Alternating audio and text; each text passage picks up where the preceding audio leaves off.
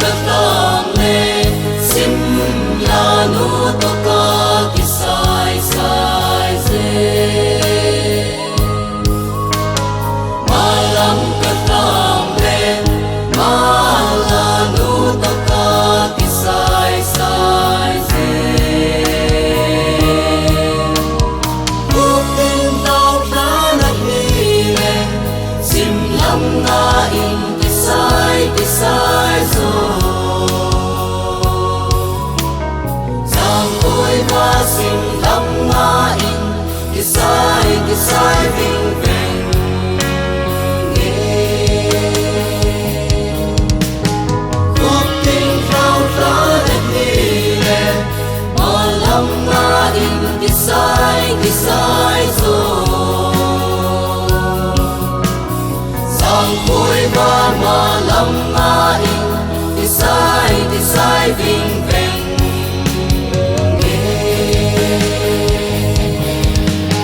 cuộc tình khao khát đẹp đi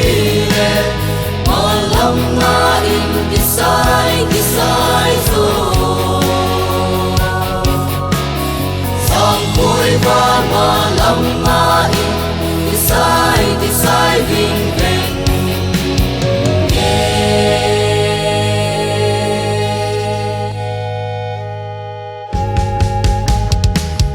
vô những cây bông áp vai một ta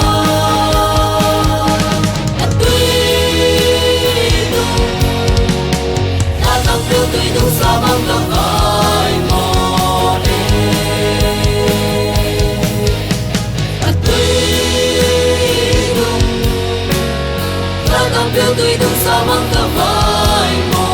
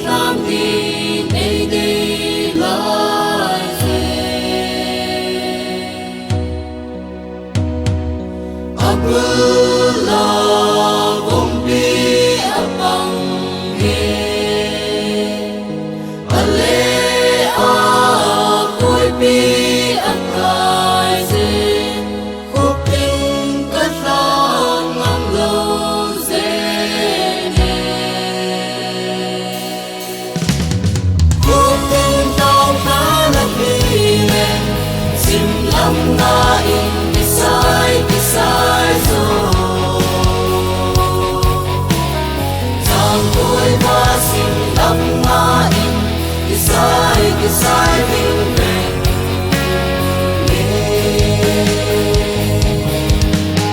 cuộc tình khao khát đẹp đi lệ mà lam na in ki sai rồi